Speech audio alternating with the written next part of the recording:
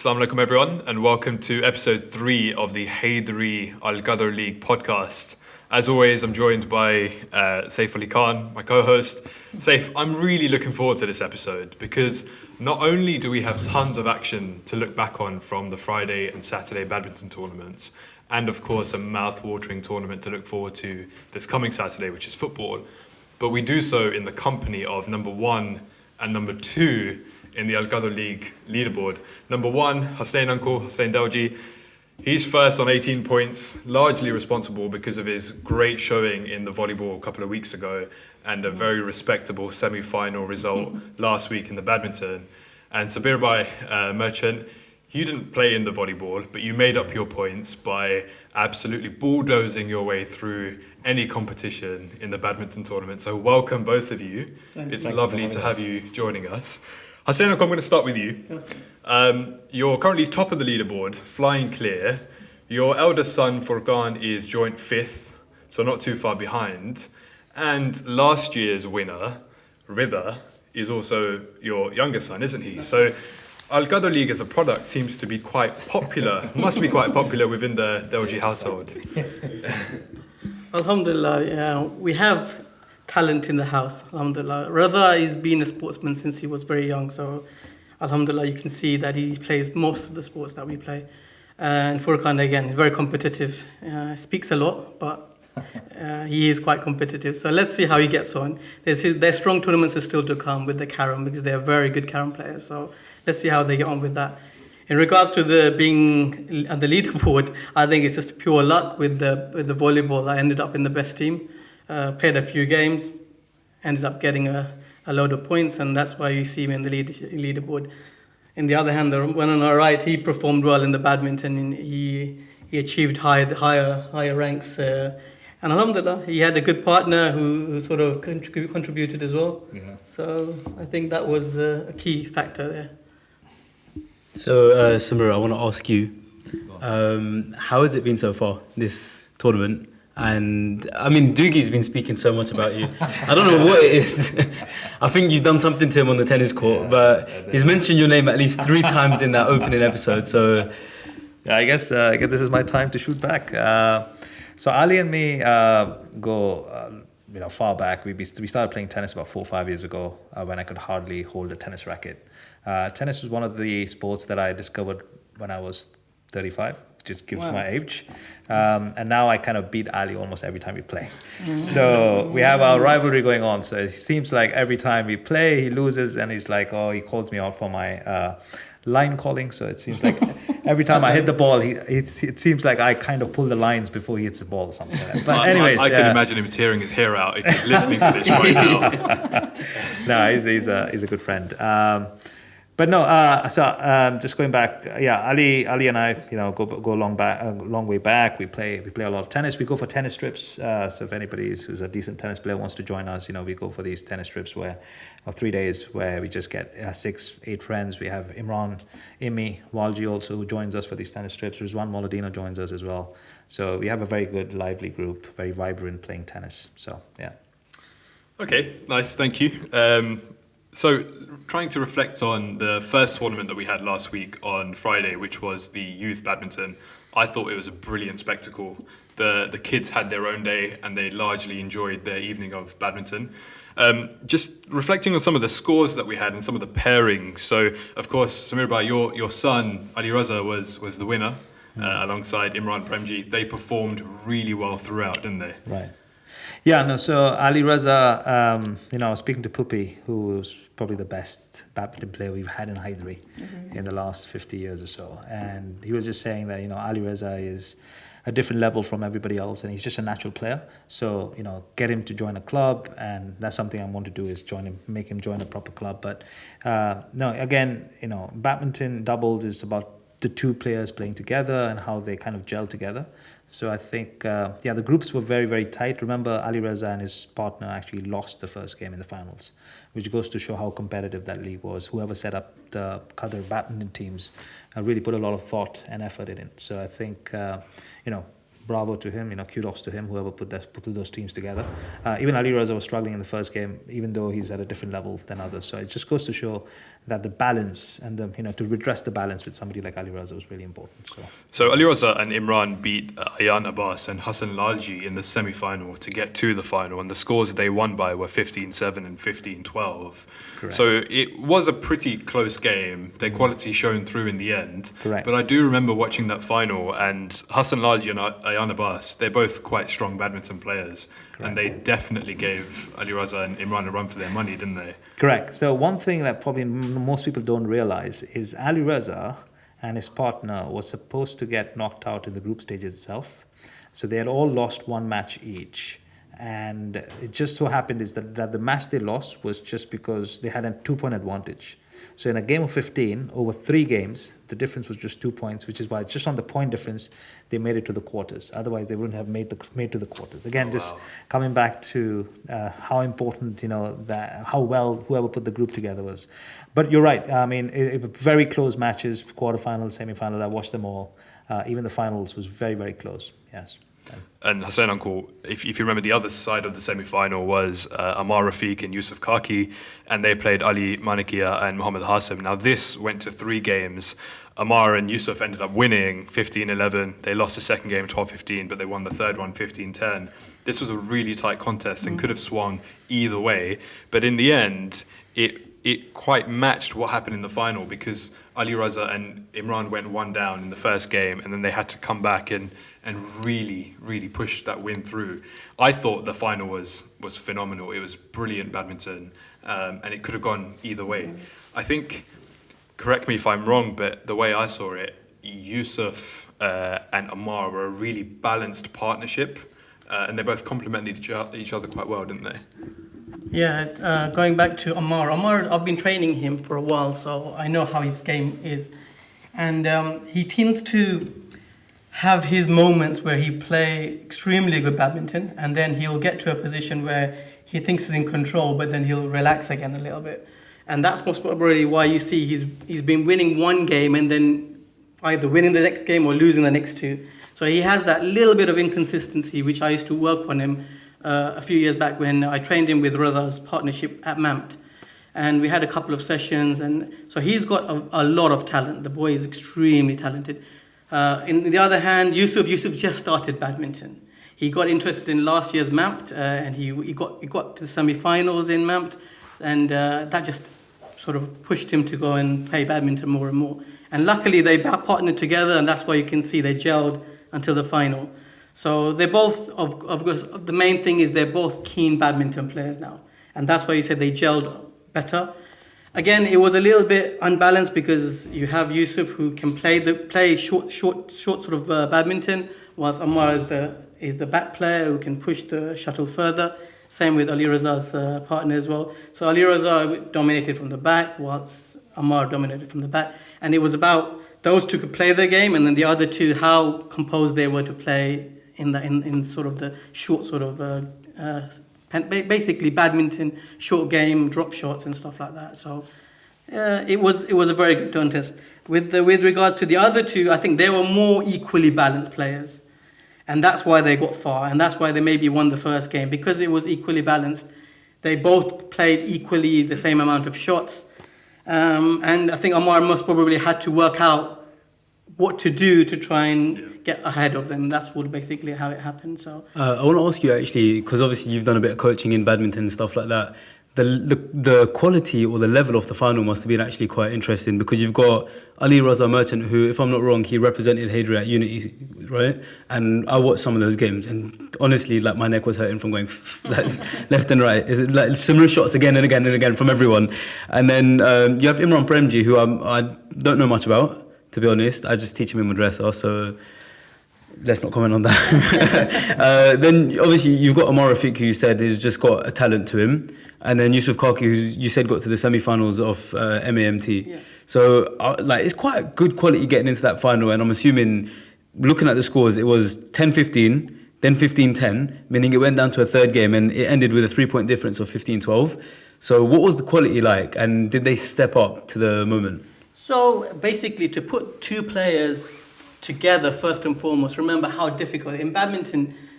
Players, if you look at the international level, those players that played with each other they play for years together to get to that connection. Because in badminton, it's about knowing your partner, what's he going to do. All that stuff is very important. So for Al-Qadr, it's quite difficult to know. Suddenly you're paired with a partner, and then you have to play with him. So it takes a few games. Like for argument's sake, I don't know if Samir knows this, but the first game that Samir's Ali Raza played, they actually lost the game. Yeah. And that was with Rida. And when I think Danish phoned me, he goes to me, your son beat Ali Raza. I said, really? How is that possible? Because I know the quality that he holds. And I was like, okay, maybe the partner, he hasn't got used to the partner. So it's not about only one individual player. It's about how you gel as a team. And I think what makes it interesting is obviously him as a player, or even any of the other ones who are more experienced badminton players, have to now introduce a new quality to their play, which is how are they going to adapt to the second person on the court, and how are they going to use them as an advantage. It's both ways, in fact. Even the weaker player has to adapt to the older player's game. Like, we'll go to the adult tournament later on, but it was how Kaki adapted to Samir's game that got them that far. In the same way, Premji must have adapted to the way Ali Raza played, and vice versa. Yusuf, how he adapted to Amar's game. So it's a doubles game at the end of the day. Even though you might have 1 weak, 1 strong, it's a doubles game. So, thank you, Cool. I want to look ahead to then Saturday, the following day. I think the kids played really, really well, and where the adults are concerned, there were a few things that really stood out for me. There were a few surprises, and some players that performed admirably well when we weren't necessarily expecting them to.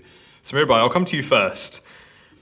You've played at Unity, as Saif alluded to, which is a really top-notch competition in terms of level and quality. Correct. How would you compare the quality that we have at Haydari, the talent pool, the potential, in relation to the level that you've seen abroad international at Unity?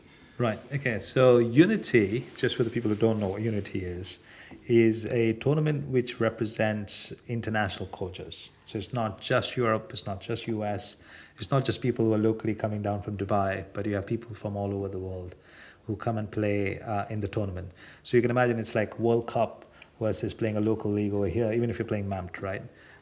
So the quality over there was really high. And I played with my son, and we got to the quarterfinals of the doubles. In terms of the talent pool in Haydari, compared to what I saw there, I would say in terms of talent, we're not behind. In terms of the consistency that the people play with, and that comes from just repetition, right? Yeah. So the more number of times they play badminton, in fact, the people who beat us were from Dubai. And one of them was aged 42, the other was aged 44, around about that.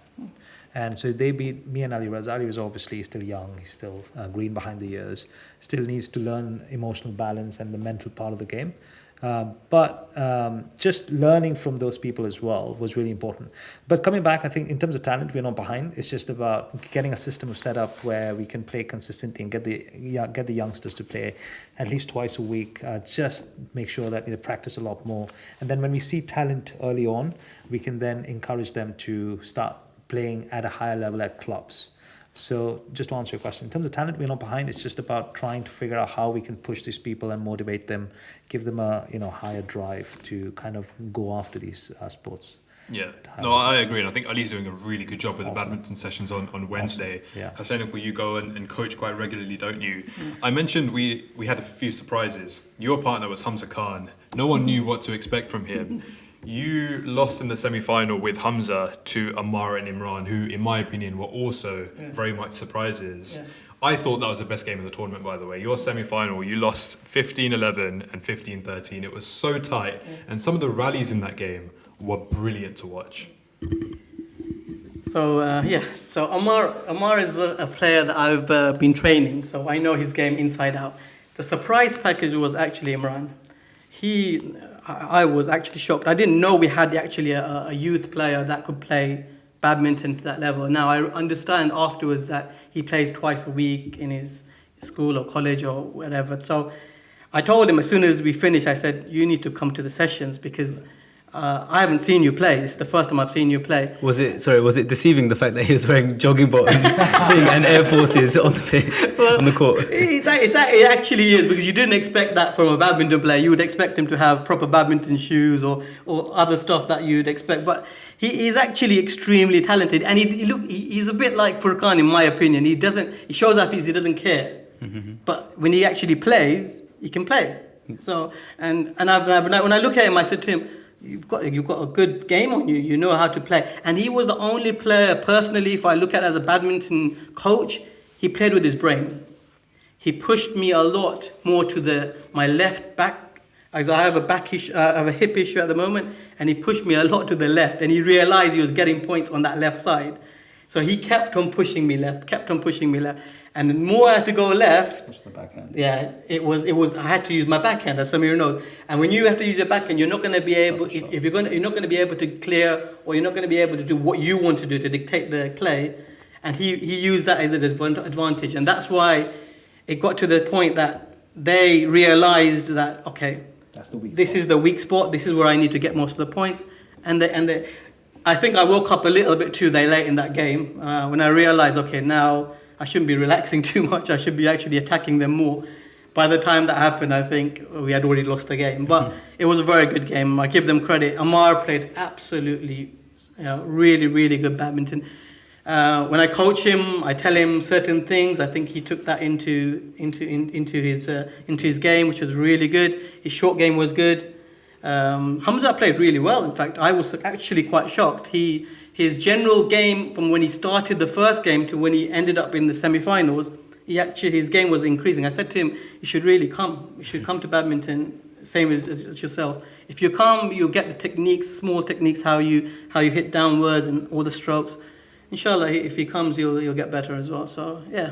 So, on the other side of the draw, the other semi-final, quite an interesting one as well. So, you had Mohammad Barsalaji and Yusuf Hassan Ali versus yourself and Hasnain Kaki.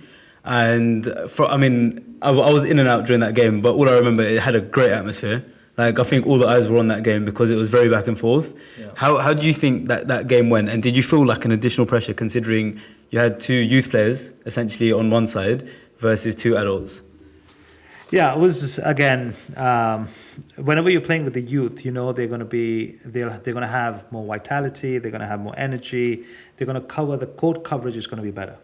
But if you're a badminton player who's been playing badminton, when I came to this country in 2010, I stopped playing sports. So this is the unfortunate truth. Back in India, we're not as organized as we are over here, alhamdulillah.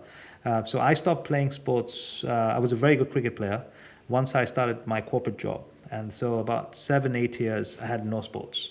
And when I got here, I met Mazhar Bhai and Hussein Al-Adina Bhai and one of those volunteers, and they said, "Somebody, you should come and play badminton with us." I was like, okay, I'm not a badminton player, but I'll start playing. Started playing badminton, so it's been, you can imagine, for 13 years, week in, week out, been a regular furniture now of part of the badminton team over here at Hyderabad. So you obviously you not only understand the game, but you also understand where the spaces are, and it comes to you naturally.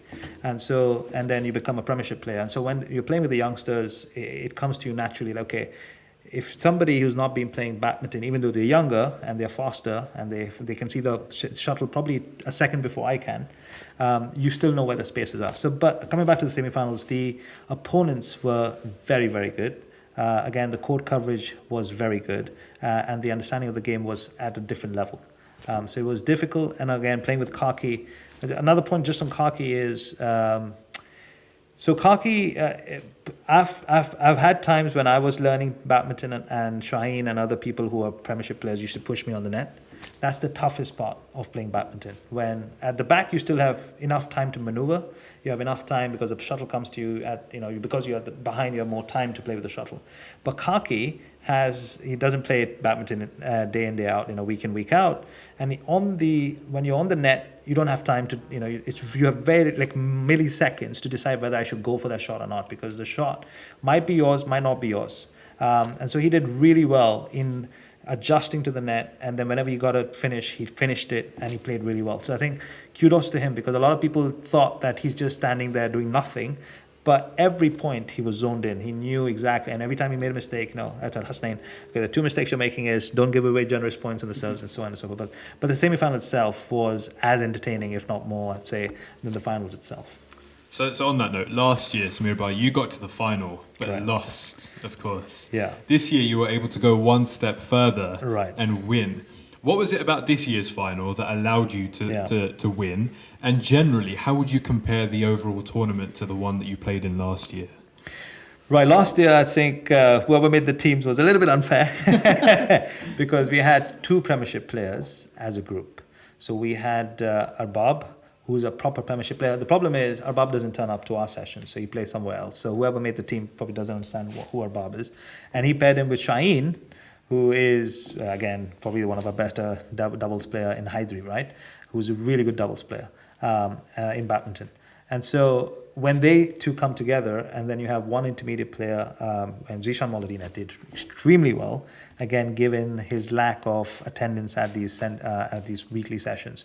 His game is really good for somebody who plays once in 3 months or probably once in 6 months.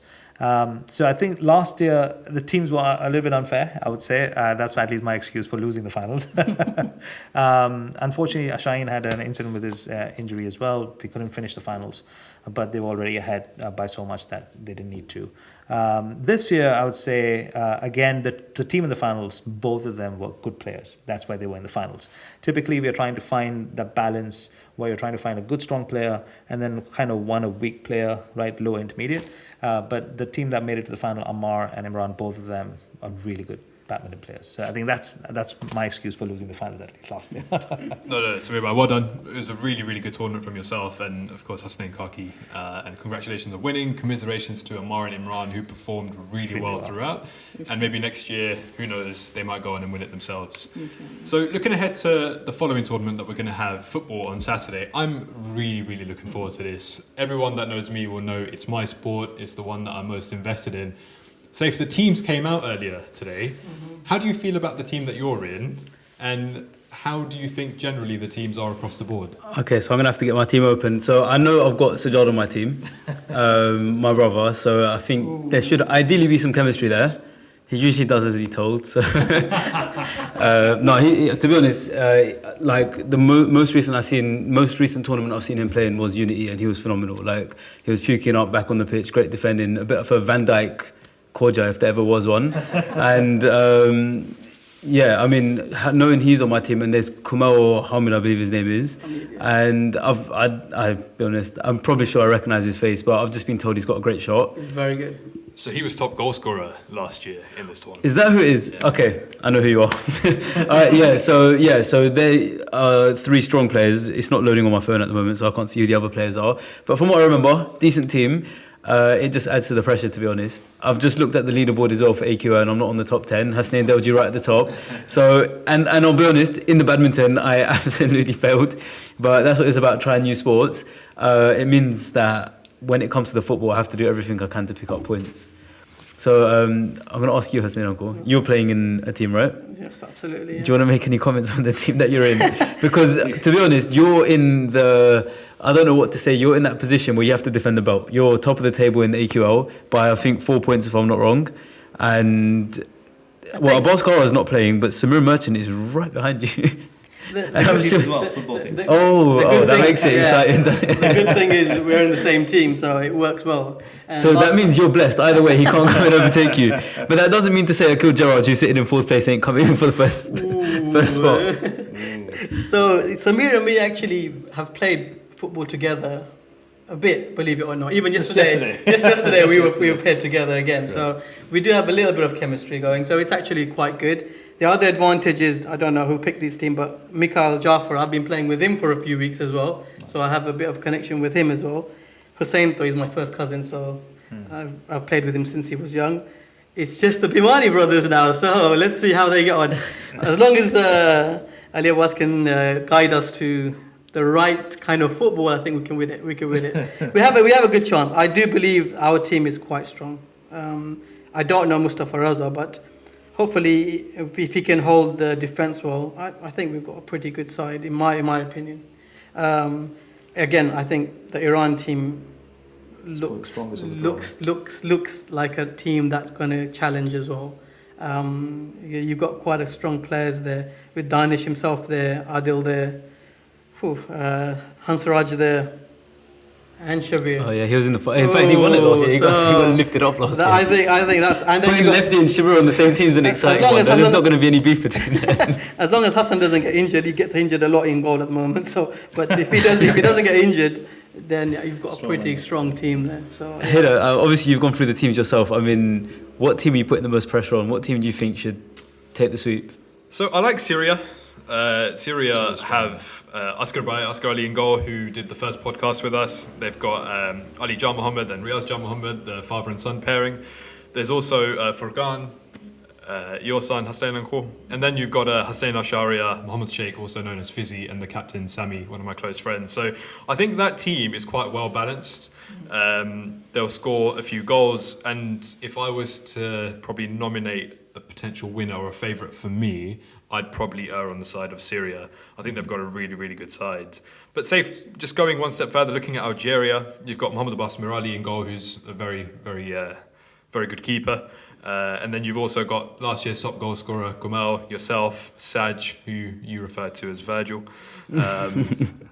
You've got Safraz Gerard, who was also a previous winner last year too. So I think it's also a pretty decent team. Yeah, definitely. I mean, it again adds to the pressure of having to perform. And I need the points. I need the points so badly. I turned up to badminton to just get 1 point. So, and that was the participation point. So, yeah, there's definitely a lot of pressure. And I think with a tournament like this, it's quite different to your outdoor five-a-side. It's very, like, from memories of last year, literally you've got the crowd all along the walls. So everything just feels on top of you. And it just makes the game faster, quicker. At points, when it gets competitive, it gets quite aggressive as well. So as long as you don't concede, I think that's the most important thing. But getting a goal is not an easy task at all in this. It's not, and it's going to be made harder this year because last year our group games were 10 minutes long. This year they'll be 8 minutes long, so you'll have less time to score. But the biggest difference to last year's football is that we're at a different venue. It's a bigger venue, and that's allowed us to actually upscale. We're now playing six-a-side compared to the five-a-side that we played last year. So more of us will be involved. There'll be more players on the pitch, a bigger pitch. But I think that will just be more action-packed. There'll be more quality. And actually, I think it's going to be really good. I'm really looking forward to it. Saif, who would you say are your favourites? Yeah, I've been going through it, and there was it's so difficult to choose. Tunisia have quite an interesting team though. You've got Mohamed Zakaria and Zain Ali on that team, who were both at Unity. Zain scored, I think, Hadri's best goal. anyone forget it? Then you've got Mehdi Moulou as well, who's quite a good player. Ali Raza Hashim, I've not really seen him play, nor have I seen Ali Hussein play. And then obviously you've got Shabazz Khan, Vice President. I don't know if that comes with any magic. But obviously I've grown up seeing him play, and he may not have played a lot recently, but I know he's got that talent within him. And then Shujat Khan, my uncle, who, I mean, he's a great player, what can I say? So, I mean, I'm putting all my eggs in that basket, I'll be very honest. But I don't know who's going to be their goal scorer. Chicks can score goals. Well, we'll find out, won't we? It just depends if he can handle the pressure. So, you know, actually, and I know this is so irrelevant to this, but I played with him when we went for the Qatar World Cup. It was a 3-on-3, and that's the first time I've played with him in a long time. And that was intense, like really intense. And it was literally 7 to 10 minutes long. And yeah, I mean, he was just slotting them in, and I was like, this is ridiculous. So if he can pull that off in this, it'll be interesting to see. So one thing to actually take notice of is there are quite a few managing committee members that are playing. So you've got the president, Ali Asghar, the president himself. You've got the vice president, your brother Shabazz. You've got Mohammed, the secretary. Being a previous MC member yourself, Hussein Anko, which of those do you think will hold the bragging rights come the end of the tournament on Saturday? Just before that, if you wanted to stay in the committee, did you have to join football? Well, you know, I've always thought Mohamed Asghar is a very competitive player. In any sports that he takes up, I've watched him since, you know, he's been growing up in Haydari, and he's very, very competitive. So I can see him doing well in this tournament personally. Ali Asghar, let's see. I haven't seen him play actually football. So are we allowed to tackle him? Like, he's our president, Maulana, everything. Are we allowed to tackle him?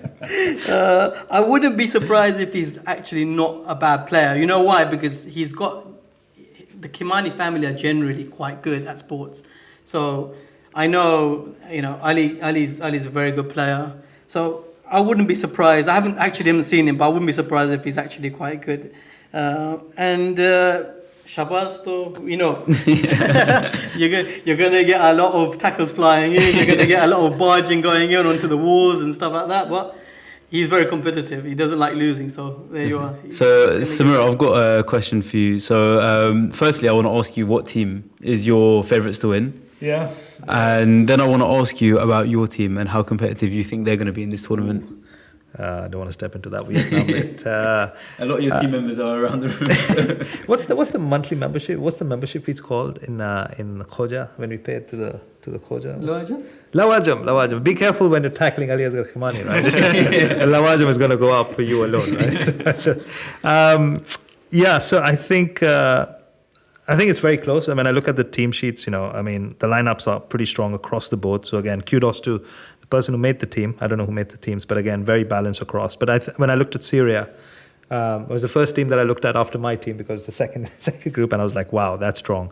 And the fact that Hydra has picked him to be the favourites as well, I'm not surprised. So I think for me, Syria, looking at Ali Jan Mohammed, I just played with Ali Jan Mohammed yesterday. Very quick, very versatile player. He shifts direction very quickly.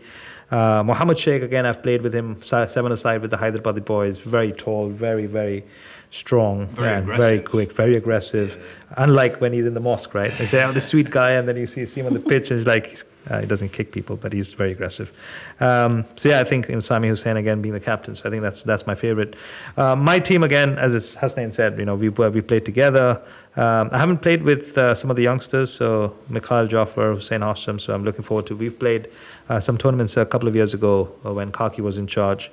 So I played with the Bamanis against them. So I know what talent they bring to the table as well. So I would back my team up as well to be one of the favorites. But I think Syria is probably one of my favorites, right up there. So you have the fortune, or maybe even misfortune, depending on the way you look at it, of playing together. It either means the two of you will go super clear at the top of the leaderboard, or if you don't have a great team showing, you might allow the players underneath you to catch up. Correct. Neither of you played last year in the football tournament, if I'm not mistaken. Correct. What are you looking forward to this year? Being honest with you, I think this tournament's going to be quite interesting. I've not played indoor football for a while.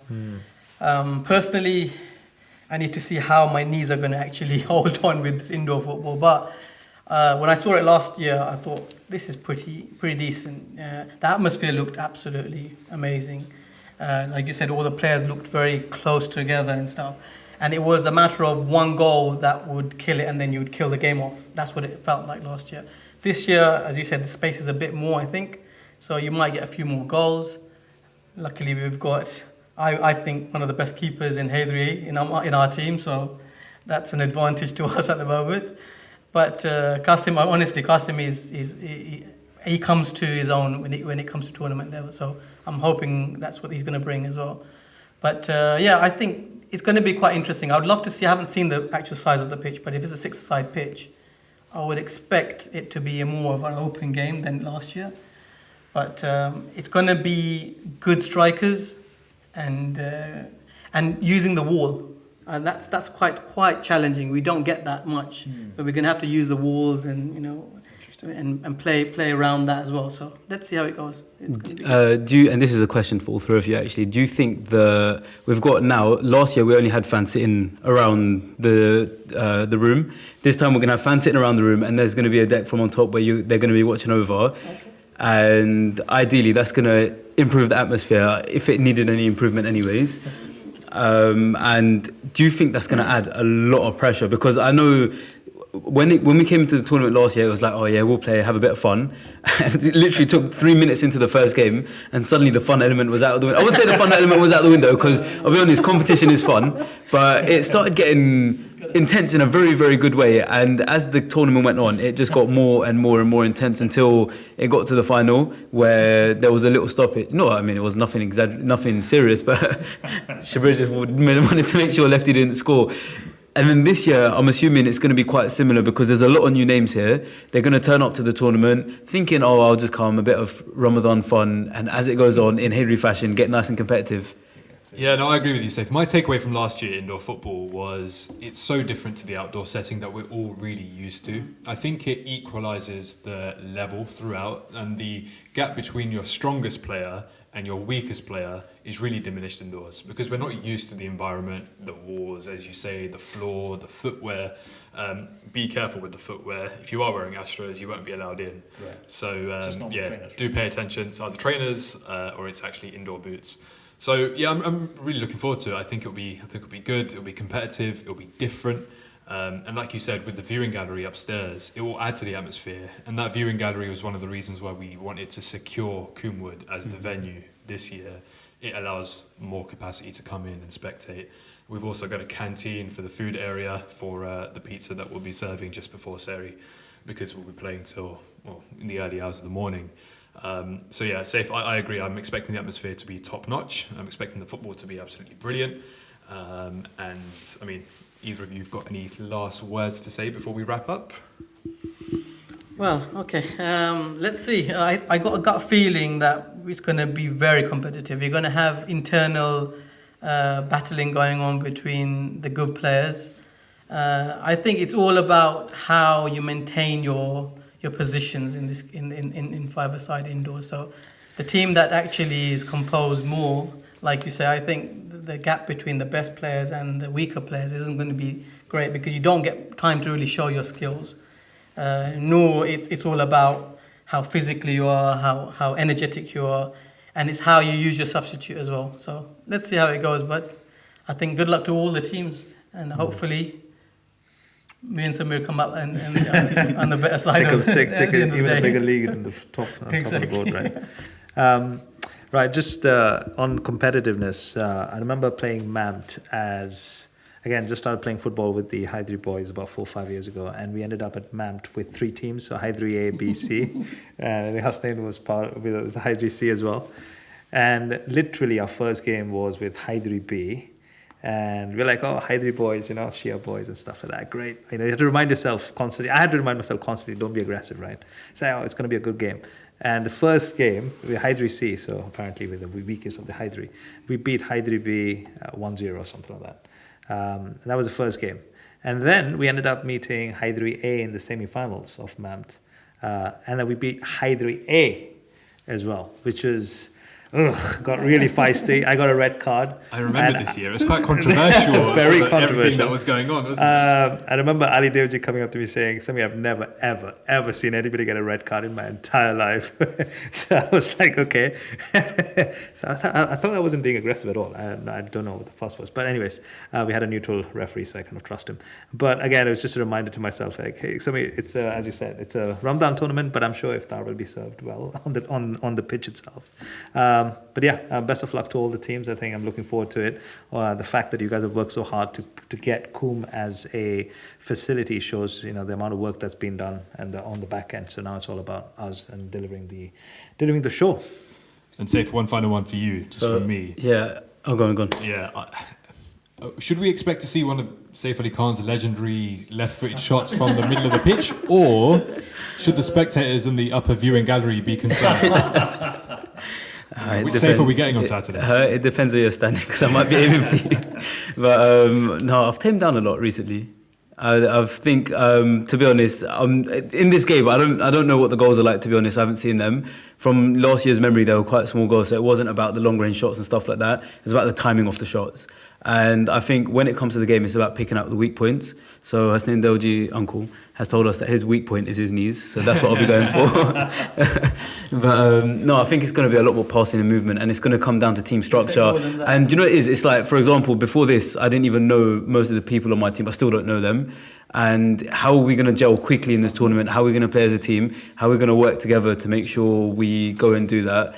Before I hand it back over, if you guys haven't, make sure you subscribe to the YouTube channel, because we've got content coming through every single week. We're going to have another podcast again next week and another one again after that. So make sure you guys subscribe. And thank you, Saif. We'll try our best to record as much of the action that we can from Saturday. Like Saif said, make sure you subscribe. You don't want to miss any of the content. And trust me, if I do score one from from the halfway line, that's getting posted 100 times. So, yeah. Anyway, thank you very much, Hasnain Uncle, Samir Bhai, and of course Saif. We will see you again next week right here. and 2 other guests looking back at the action from Saturday. Thank you very much. Khudafis.